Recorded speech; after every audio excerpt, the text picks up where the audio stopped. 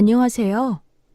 저는 도시가스 검침원으로 일하고 있는 대한민국 평범한 아줌마이자 애청자인 김복재입니다.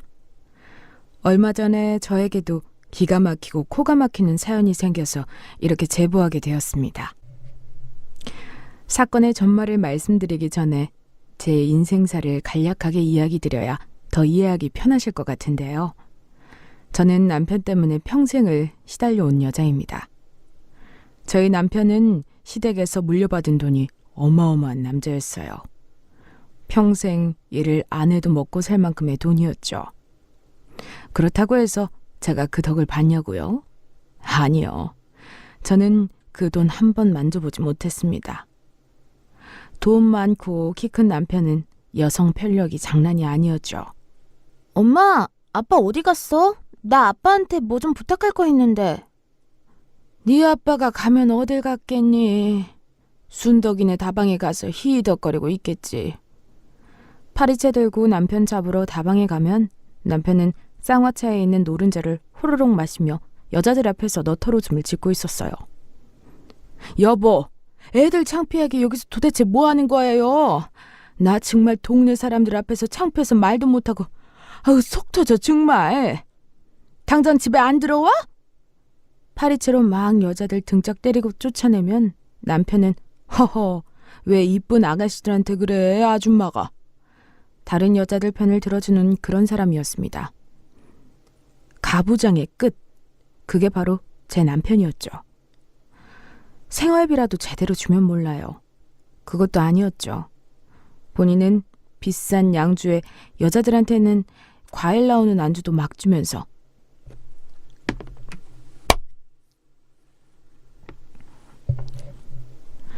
그것도 아니었죠. 본인은 비싼 양주에 여자들한테는 과일 나오는 안주도 막 사주면서 저한테는 애 도시락 반찬 살 돈도 흔쾌히 안 주는 놈이었습니다. 뭐 저한테 돈을 주면 버릇이 나빠진다거나 뭐라나? 그래서 계단 청소부터 시작해서 장례식장 도우미, 반찬집 주방 아줌마 등등 안 해본 일이 없습니다.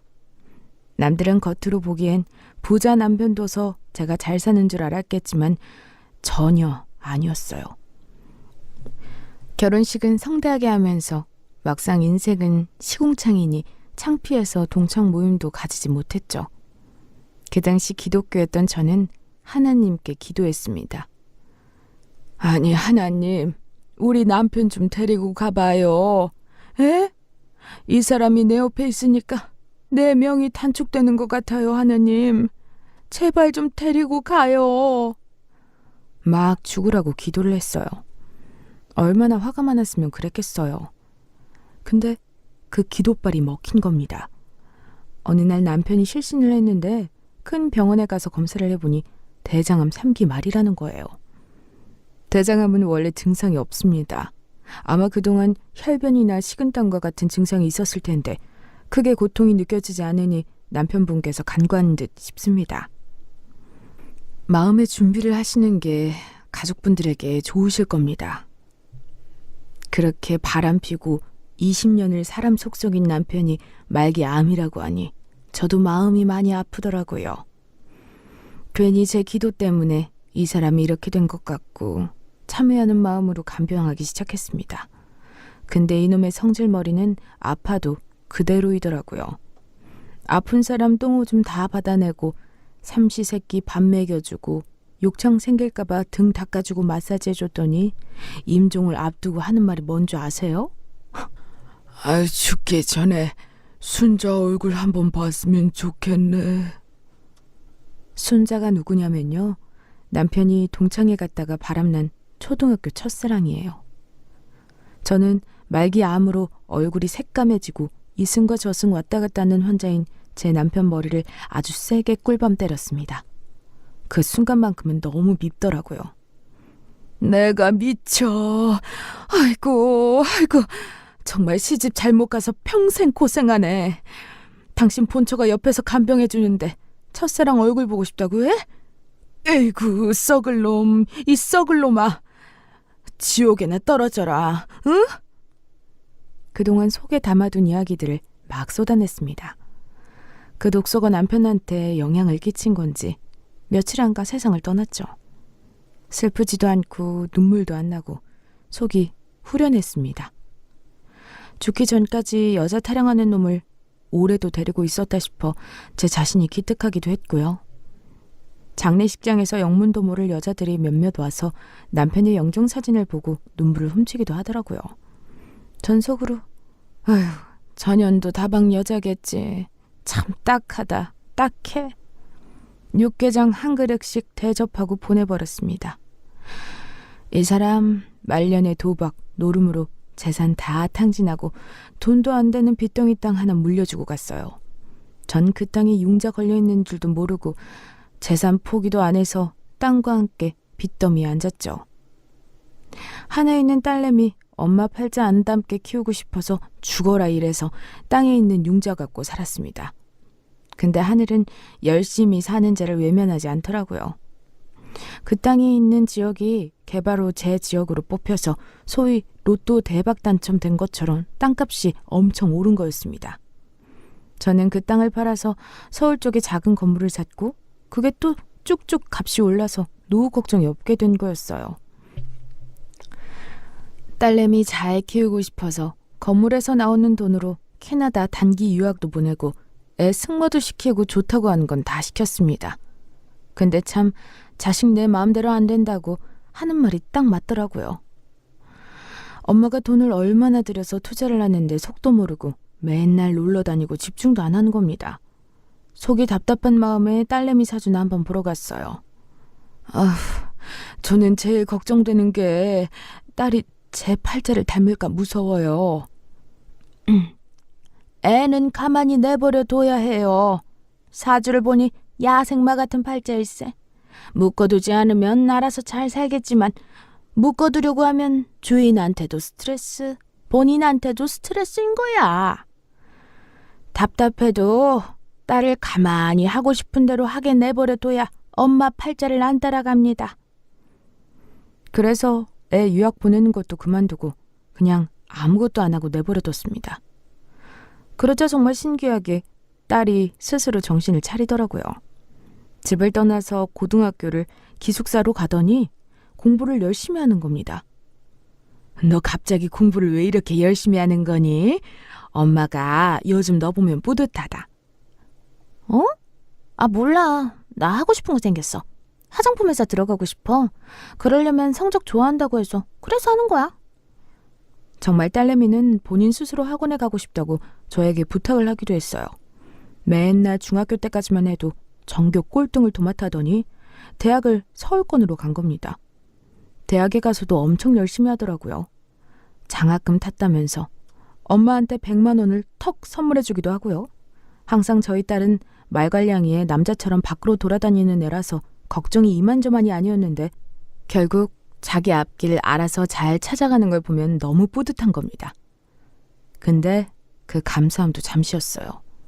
대학에 들어가서 공부 잠깐 열심히 하는 것 같더니만 그 원래 본성, 노는 거 좋아하는 본성, 지 아빠를 쏙 빼닮은 모습이 나오기 시작한 겁니다. 성인이 되니까 술도 마실 수 있고 클럽도 갈 수 있고 뭐든지 자유롭게 할 수 있잖아요. 얘가 클럽에 미쳐버린 겁니다. 맨날 술 마시고 남자 만나고. 엄마.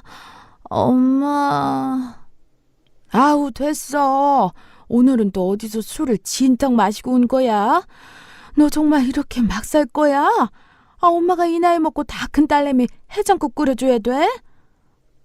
몰라. 속 쓰려. 토할 것 같아. 맨날 딸 등짝 때리고 그것도 며칠 가지 않더라고요. 또 클럽에서 남자 만나고 반복되는 딸내미 인생이었습니다. 하루는 남자한테 크게 대인 건지 집에 와서 대성통곡을 하더라고요. 엄마, 남자 다 똑같아. 다 필요 없어. 나 그냥 혼자 살래. 뭐가 중요해? 그냥 엄마랑 같이 살래. 너 또 이상한 소리 한다. 시집 잘 가서 남편도 만나고 애도 낳고 행복하게 살아야지. 정말 네 아빠 닮아가지고 맨날 놀고 술 마시고 피출 어디 안 간다고 하더니 딸내미의 이런 이야기들이 그저 치기 어린 나이에 하는 실없는 소리인 줄 알았어요. 그런데 딸은 진심이었습니다. 그 이후부터 클럽도 안 가고 심지어 남자친구도 아예 안 만들었어요. 그렇게 남자에 미쳐서 울고불고 하던 딸이 어떤 상처를 받았길래 정신을 번쩍 차린 건지 알 수는 없지만 그래도 더 이상 술은 마시지 않는다는 점에서 안심이 되었습니다. 문제는 시간이 흘러 결혼 정년기가 된 딸이었어요. 다행히 고학년이 되어서 공부를 열심히 한 딸은 원했던 화장품 회사에 입사할 수 있게 되었어요. 근데 나이 30이 훌쩍 넘어도 결혼하고 싶다는 남자를 데리고 오지 않더라고요. 너 만나는 남자 없니? 엄마 뭐야. 언제는 나보고 남자 좀 그만 만나라며. 왜 이랬다 저랬다야? 아유, 그거야. 네가 워낙에 놀러 다니고 날라리 같은 애들한테 마음 대어서 울고 그러니까 엄만 걱정돼서 그렇게 말한 거지. 지금은 너 나이가 이제 30 중반인데 언제 연애하고 결혼하려고, 응? 딸내미는 자기는 결혼 안 할 테니까 손주는 기대하지 말라고 하더라고요. 내가 무슨 잘못을 했길래 남편부터 자식복까지 하나도 없는 건지 마음이 착잡했습니다. 마음대로 살아라. 내 자식이라도 내가 내 입맛대로 바꿀 수도 없는 노릇이니 그러려니 했습니다. 야생마 같은 딸이라고 했으니 가만히 내버려 두는 게 제 일이라고 생각했죠. 나는 우리 딸 닮은 손주는 못 볼 팔자구나. 그래, 내 팔자가 이러지 뭐. 체념하고 있던 그때 갑자기 딸내미가 깜짝 놀랄 만한 이야기를 하는 겁니다. 갑자기 결혼을 하겠대요. 얼마 전까지만 해도 혼자 살겠다고 선포한 아이가요. 결혼? 갑자기? 결혼하고 싶은 남자가 생겼어. 엄마한테도 소개해주고 싶을 정도로 괜찮은 사람이야. 누구냐고 뭐하는 사람이냐고 막 꼬치꼬치 캐물으니 알려주더라고요. 연세대 나오고 삼성에서 일하다가 현대차로 이직해서 근무하고 있다는 겁니다. 대기업 다니고 연대에 공부도 잘하고 건실해 보이더라고요. 나중에 사진 보니까 생긴 것도 남자답고 훤하게 생겼더라고요.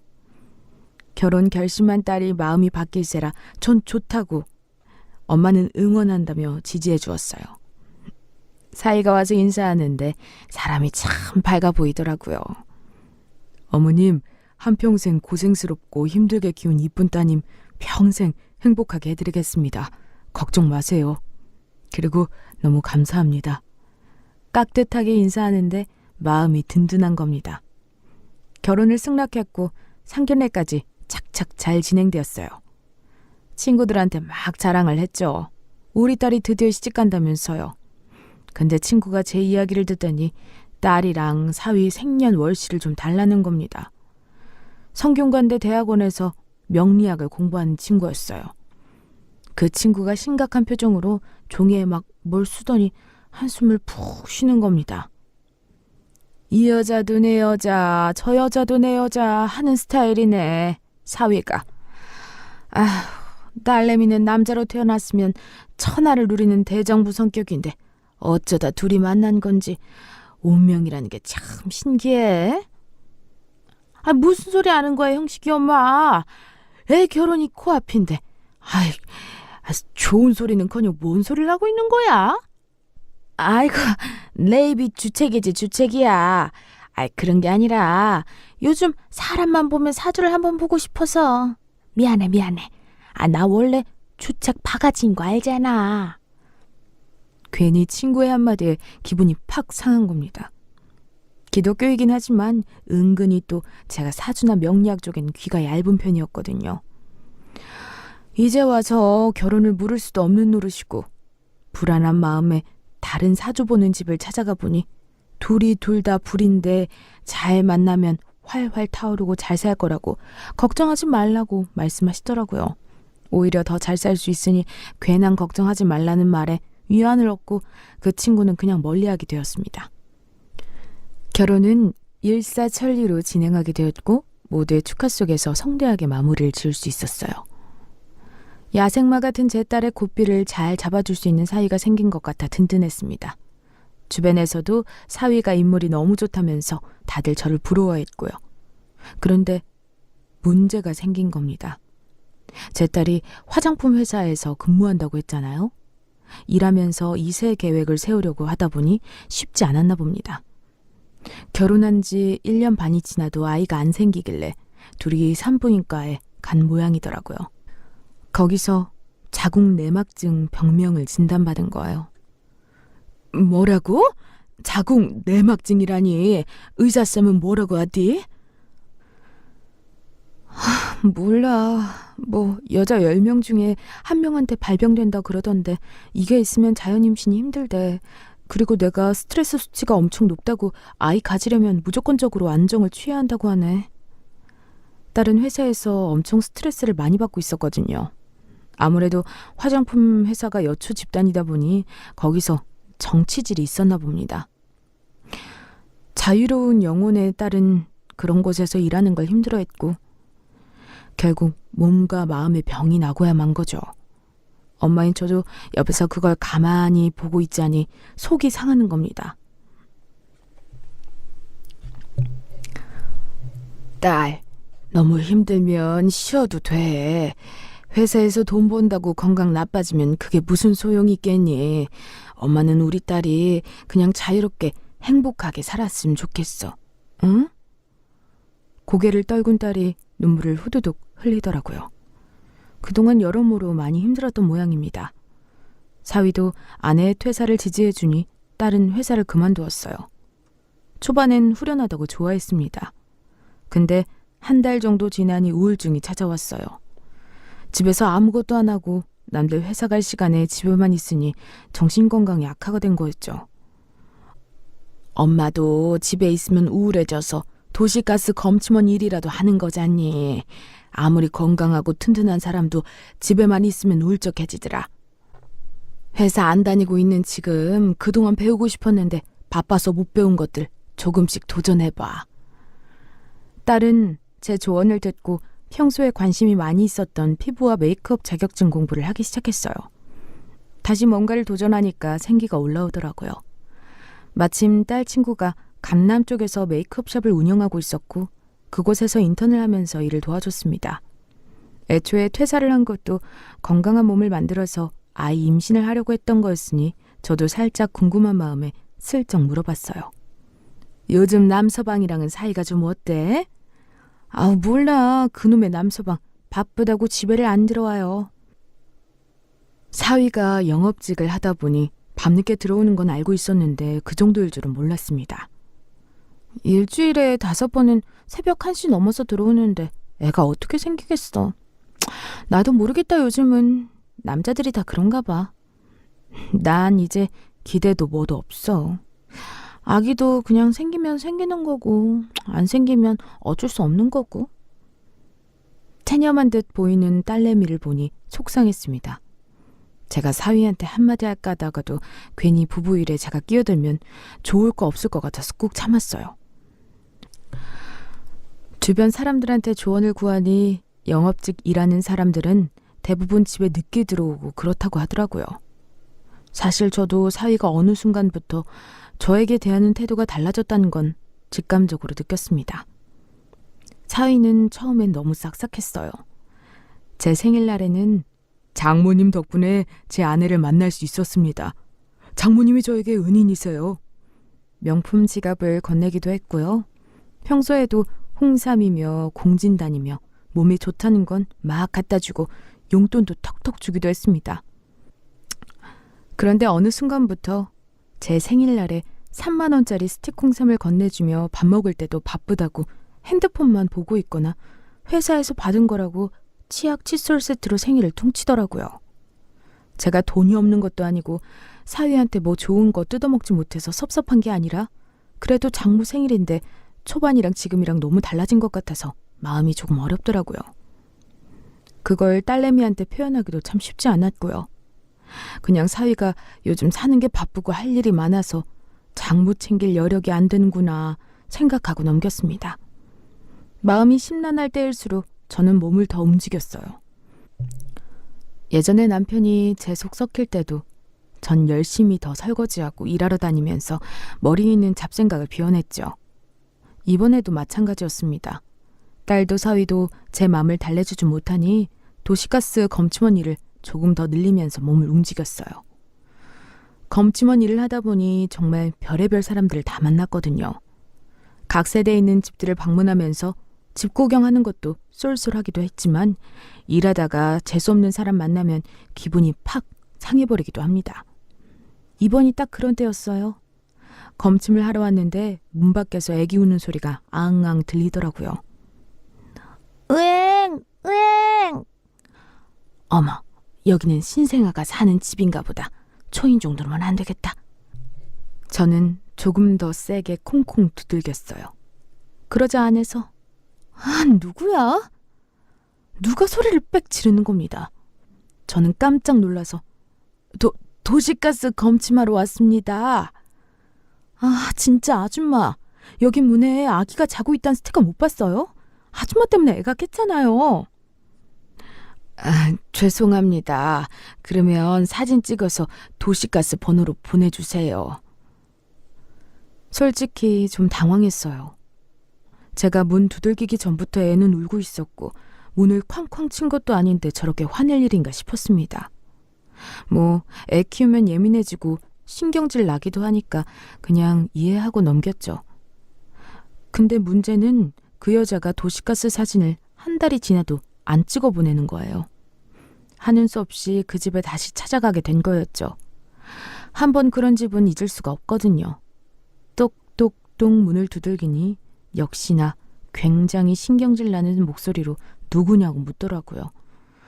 검침원이라고 하니 화를 팍 내는 겁니다. 아줌마, 애 키우는 집에 왜 자꾸 오세요? 내가 저번에 말하지 않았어요? 자꾸 이렇게 문 두들기면 우리 아기 놀란다니까요? 죄송해요. 저희도 일을 해야 하는 입장이라서요. 사진으로 검침기 찍어달라고 했는데 연락이 없으셔서 잠깐 확인만 하면 되니까 양해 좀 부탁드려요. 결국 그 여자는 문을 열어줬습니다. 아가는 방에서 자고 있는 듯 했고 그 여자는 주방 식탁에서 매니큐어를 바르는 것 같았어요. 집이 이쁘고 깔끔하긴 했는데 어딘가 음기가 도는 게 느낌이 안 좋았습니다. 조심스럽게 세탁기 있는 다용도실 검침기를 확인하고 거실 쪽 베란다로 확인하려고 하는데 벽 한쪽에 가족 사진이 걸려 있는 겁니다. 근데 순간 흠칫했어요. 아기를 안고 있는 애 아빠가 제 사위랑 똑같이 생긴 겁니다. 제 사위가 흔한 얼굴은 아니었거든요. 약간 가자미 관상이기도 하고 콩벌레 같은 두툼한 점이 오른쪽 광대에 있어서 한번 얼굴 보면 절대 안 잊혀지는 얼굴입니다. 설마 했는데 정말 사위랑 너무 똑같아서 소름이 끼치더라고요. 저는 속으로 설마 두 집 살림하는 거 아니야? 아니 어떻게 세상에 이렇게 똑 닮은 사람이 있어? 이건 분명 우리 사위인데.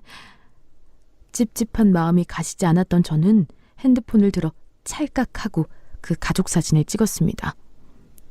아줌마, 뭐 하세요? 생각보다 크게 들린 찰칵 소리에 저는 순간 식은땀이 나더라고요. 이거 검침기 사진 찍느라 그랬어요. 겨우 위기를 모면했습니다. 인사를 하고 후다닥 그 집을 나온 저는 순간 머리에 5만 가지 생각이 들었죠. 딸이 사위랑 사이가 안 좋은 것 같은데 설마 정말로 바람이 난 건가 싶었습니다. 그래서 요즘 장모한테 하는 행동이 시들시들해진 건가 합리적 의심이 들기도 했고요. 저는 딸내미를 만나서 살짝 떠봤어요. 요즘 컨디션은 어때? 그냥 나쁘지 않아. 남서방은 잘하고? 몰라, 남편 얘기하지 마. 요즘 진짜 하는 꼴이 재수없어 죽겠어. 딸은 봇물 터지듯이 남서방 뒷담을 까기 시작하는 겁니다. 밤에 늦게 들어오고 스킨십도 뜸해지고 여러모로 딸 마음을 속상하게 하는 것 같더라고요. 퇴사하고 나서 부부관계가 더 안 좋아졌다고 하는 겁니다. 제 입으로 먼저 남서방이 바람난 거 아니냐고 말하기가 좀 뭐해서 가만히 기다렸어요. 전 속으로 그래, 지지고 볶고 그러다가 또 사이 좋아지고 하는 게 부부인 거지. 내가 괜한 소리 꺼냈다가 둘 사이 갈라놓기라도 해봐. 아우, 생각도 하기 싫다. 아무 일 없는 것처럼 다시 평범하게 하루하루 살고 있을 때쯤 딸이 저희 집에 놀러 온 겁니다. 오랜만에 놀러 온 딸에게 키위며 바나나며 과일을 챙겨줬어요. 거실에 앉아서 과일 먹다 말고 저를 쳐다보며 말을 하대요. 엄마, 나 이혼하면 어떨 것 같아? 순간 심장이 쿵 했습니다. 이혼? 갑자기 왜? 남서방이 아직도 속상하게 해? 요즘도 집에 늦게 들어오니? 안 되겠다. 엄마가 한마디 할까? 아니, 결혼한 지 얼마나 됐다고 집에 그렇게 늦게 들어오는 거야, 남서방은 진짜. 그게 아니라 이 사람 바람난 것 같아. 딸은 얼굴에 근심이 가득한 표정으로 저에게 그간 의심 같던 이야기들을 하나 둘씩 다 하는 겁니다. 집에 늦게 들어온 건 기본이고 가끔은 몸에 여자 향수가 나기도 했대요. 의심이 된 딸이 핸드폰을 뒤져도 나오는 게 없음이 마음이 답답했나 봅니다. 그러다가 하루는 남서방이 자다가 잠꼬대를 했는데 제 딸 이름이 아니라 다른 여자 이름을 부르면서 잠꼬대를 했더랍니다. 기가 막힌 딸이 울고 불면서 대체 누구를 마음에 품은 거냐고 그냥 솔직하게 말하라고 해도 오해를 하면서 발뺌을 했대요. 분명히 심증은 있는데 물증이 없는 상황이라 답답하다고 차라리 그냥 이혼하고 싶다고 저에게 눈물로 실토를 하는 겁니다.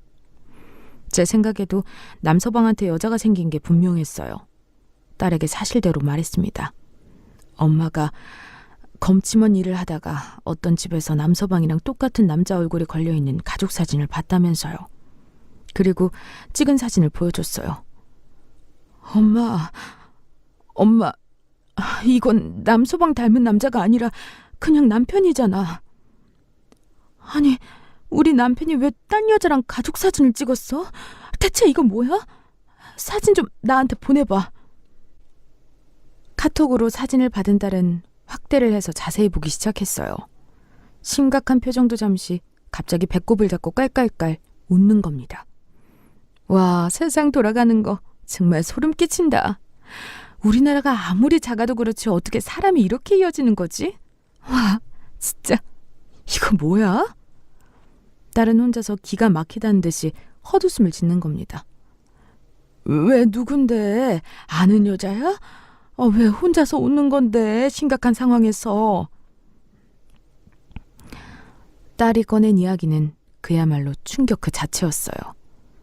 엄마, 나 강남에서 저녁에 메이크업 일하는 거 알지? 거기 업소녀들이 얼마나 많이 오는지 알아? 그중에 내 담당 손님이 있는데 얘가 걔야. 와, 진짜 대박이다.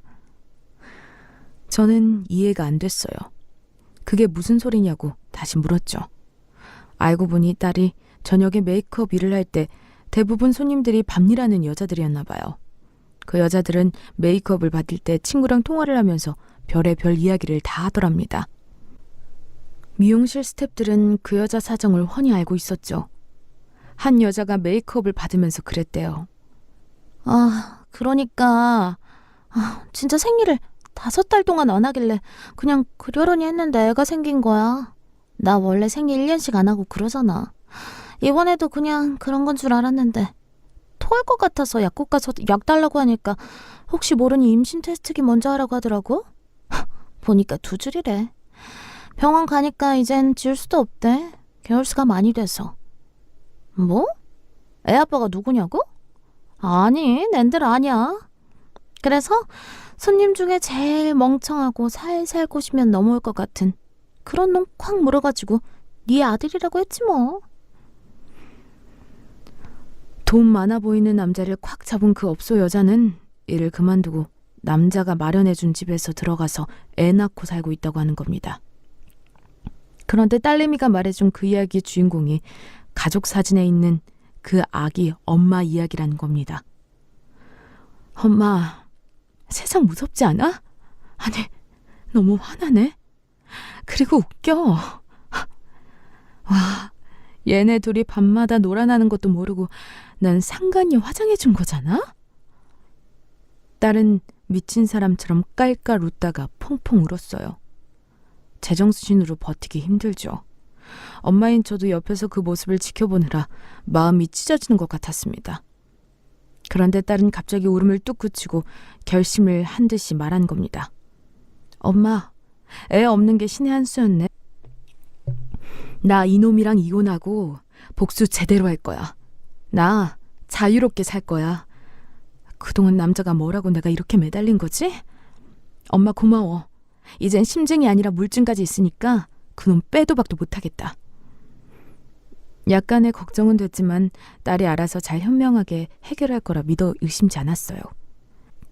딸은 외도 증거를 잡겠다며 그 두 집 살림 차린 곳에 가서 복도에 카메라를 설치하고 저녁에 남서방이 그곳을 왔다 갔다 하는 것을 찍었습니다.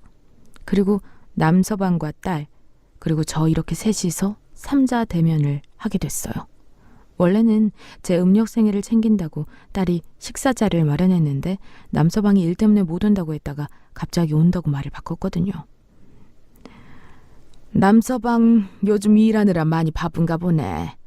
우리 딸이 남서방이 매일 집에 늦게 들어온다고 속이 이만저만이 아닌가 봐?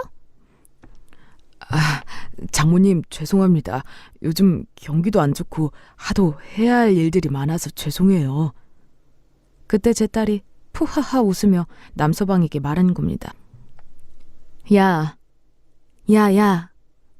뭔 바빠서 집에 늦게 들어와.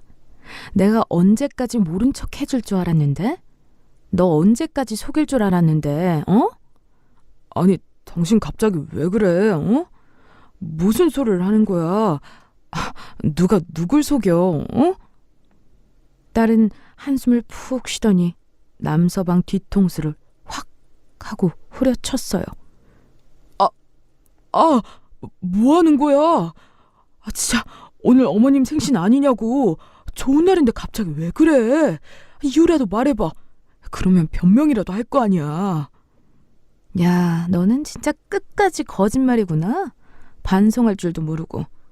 너 두 집 살림하는 건 내가 모를 줄 알아? 야, 세상 좁아.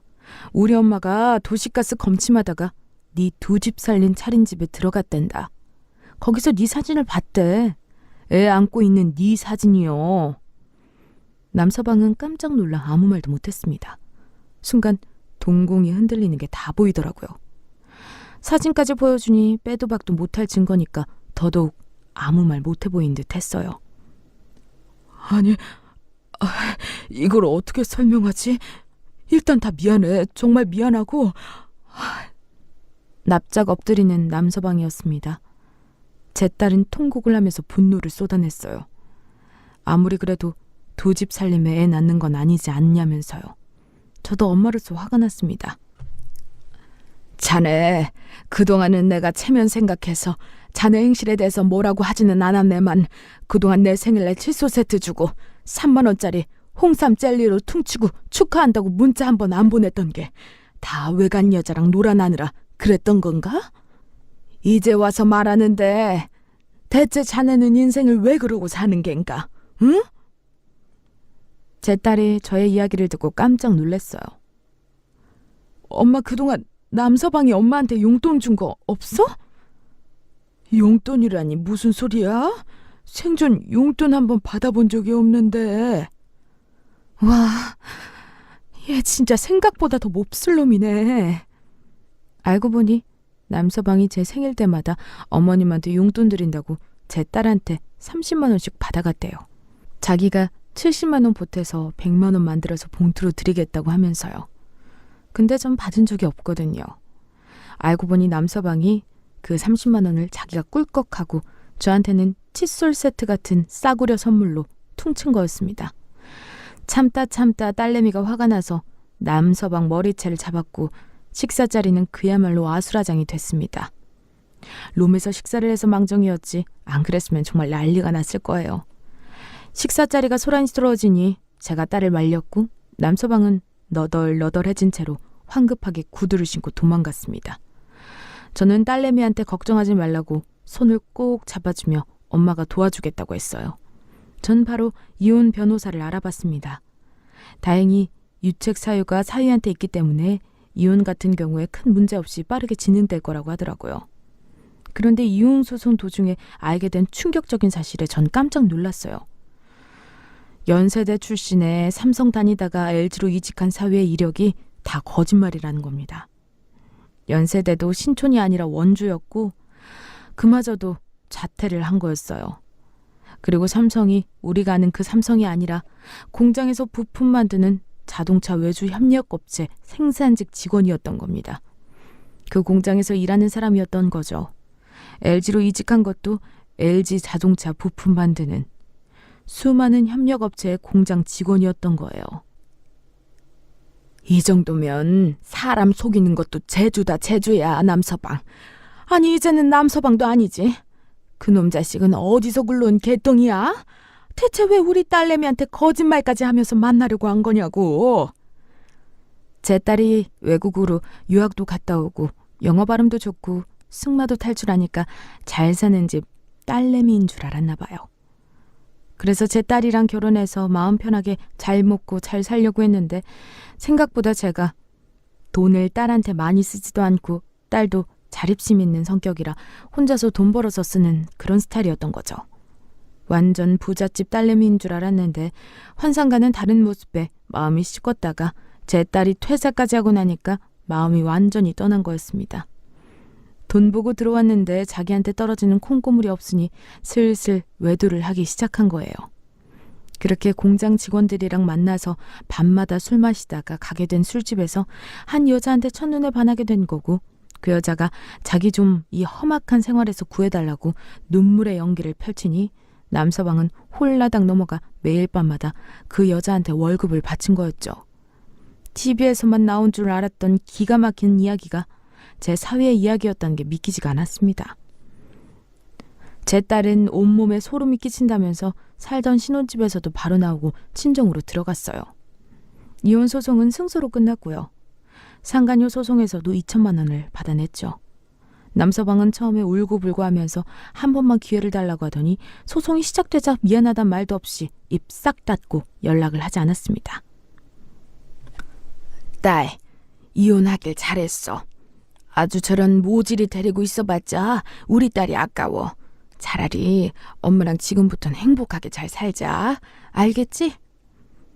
이렇게 말하면서도 한편으로는 마음이 아팠습니다.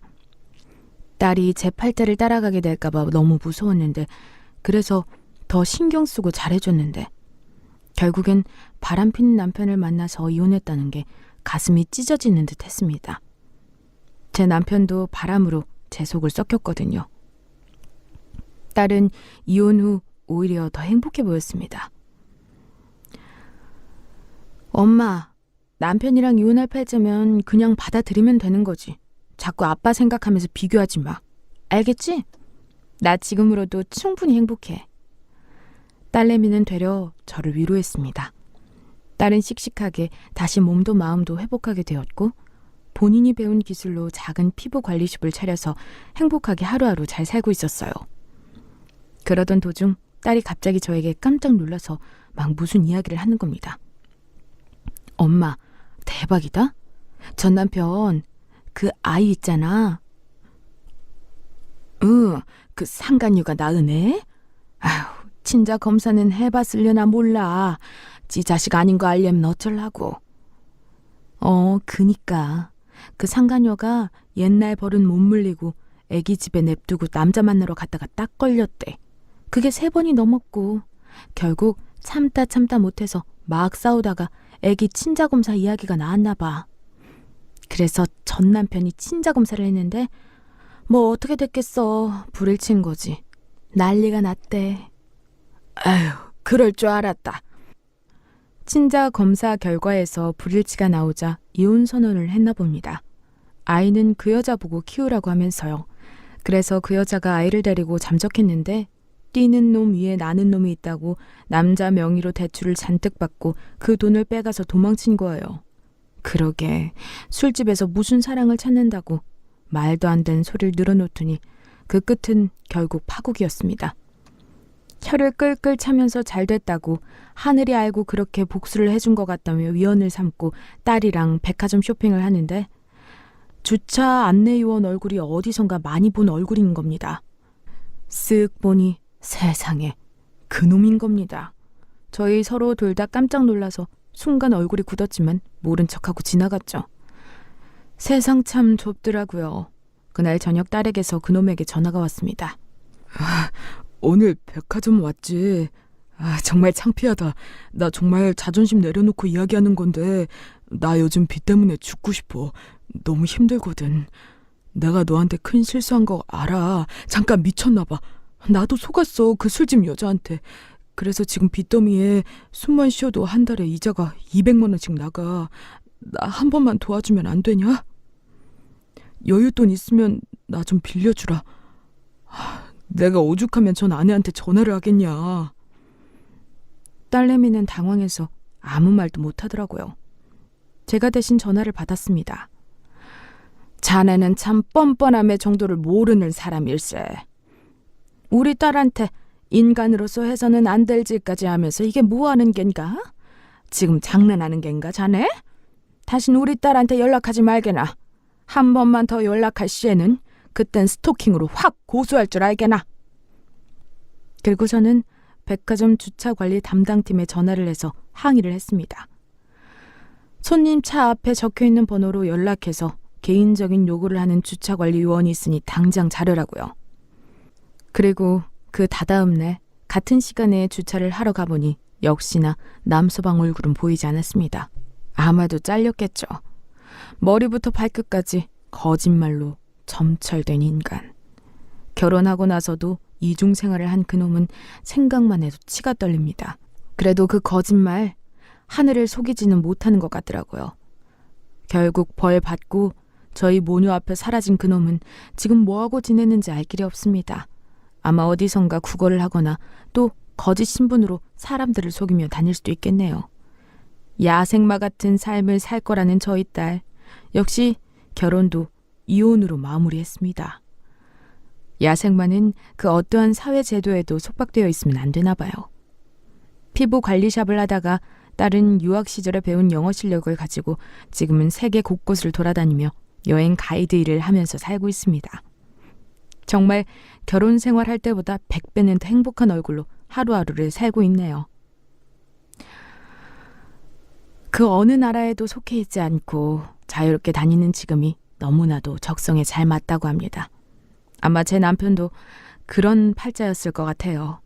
어딘가에도 속해 있지 않고 자유롭게 다니면서 세상을 느끼고 싶은데 가정도 있고 멀리 나갈 수도 없으니 이 여자 저 여자 만나면서 자신의 그릇된 자유를 펼쳐나 봅니다. 사주팔자는 귀에 걸면 귀걸이, 코에 걸면 코걸이라고. 야생마 같은 사주라고 안 좋다고 했던 사주가와 달리 야생마처럼 세계와 넓은 대지를 누비며 사니 딸 인생이 행복해졌네요. 남의 말에 휘둘릴 필요가 없는 것 같습니다. 그리고 엄마 팔자 닮은 딸이 행복하지 말라는 보장도 없는 것 같습니다. 우리는 모두 행복해질 권리가 있고 어떠한 상황 속에서도 행복을 찾을 수 있는 것 같습니다. 지나고 보니 남편 때문에 사위 때문에 힘들었지만 그 덕에 딸을 낳았고 딸과 더 가까워져서 행복하게 되지 않았나 싶습니다. 그럼 제 사연 들어주셔서 감사합니다. 여기서 마무리하겠습니다. 감사합니다.